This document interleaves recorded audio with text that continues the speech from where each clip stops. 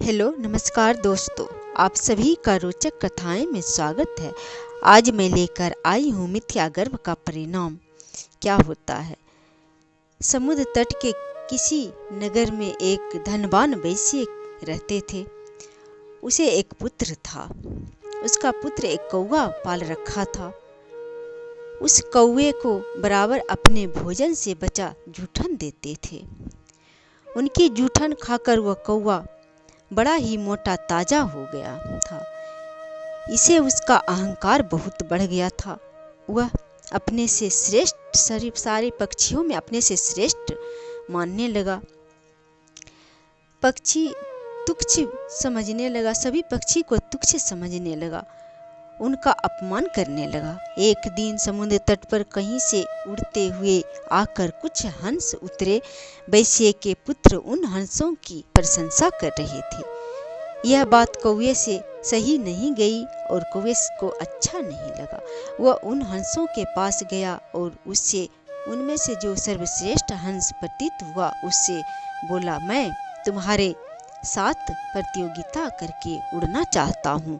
हंसों ने उसे समझाया, भैया हम तो दूर दूर उड़ने वाले हैं, हमारा निवास मानसरोवर यहाँ से बहुत दूर है। हमारे साथ प्रतियोगिता करने से तुम्हें क्या लाभ होगा? तुम हंसों के साथ कैसे उड़ सकते हो? कौवे ने गर्भ में आकर कहा, मैं उड़ने की 100 गतियाँ जानता हूँ और प्रत्येक से 100 योजन तक उड़ सकता हूँ। उडीन, अवडीन, परडीन, डीन आदि अनेकों गतियों के नाम गिनाकर वह बकवास करने लगा। कौवा बोला, बतलाओ इनमें से तुम किस गति से उड़ना चाहते हो? तब श्रेष्ठ हंस ने कहा, काक तुम तो बड़े निपुण हो, परंतु मैं तो एक ही गति जानता हूँ जिसे सब पक्षी जानते हैं। मैं उसी गति से उड़ूंगा। गर्वीले कौवा का गर्व और बढ़ गया। वह बोला, अच्छी बात है, तुम जो गति जानते हो उसी से उड़ो। उस समय कुछ पक्षी वहां आ गए थे। उनके सामने ही हंस और कौवा दोनों समुद्र की ओर उड़े। समुद्र के ऊपर आकाश में उड़ने लगे। कौवा नाना प्रकार के कला बाजियां दिखाता पूरी शक्ति से उड़ने लगा। हंस से कुछ आगे निकल गया। हंस अपनी स्वाभाविक मंद गति से उड़ रहा था। यह देखकर दूसरे कौवे प्रसन्नता प्रकट करने लगे।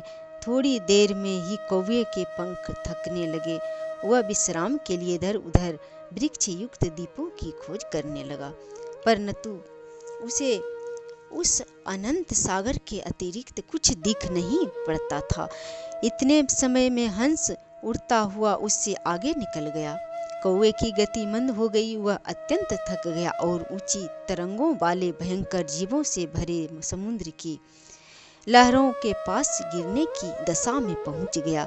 हंस ने देखा कि कौवा बहुत पीछे रह गया है तो रुक गया। उसने कौवे के समीप आकर पूछा, काक तुम्हारी चोंच और पंख बार बार पानी में डूब रहे हैं, यह तुम्हारी कौन सी गति है?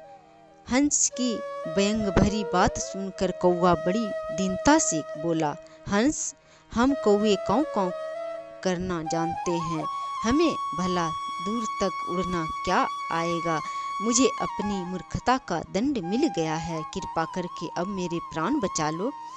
जल से भीगे अचेत और अधमरे कौवे पर हंस को दया आ गई।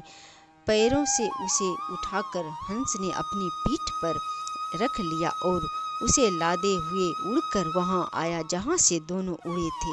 हंस ने कौवे को उसके स्थान पर छोड़ दिया और कौवा अपने किए हुए पर पछतावा करने लगे, अपने घमंड पर पछतावा करने लगे। झूठ इसीलिए कहा जाता है, झूठ मूठ का घमंड नहीं करना चाहिए, और झूठ मूठ का जो मिथ्या गर्व करता है उसका यही दशा होता है।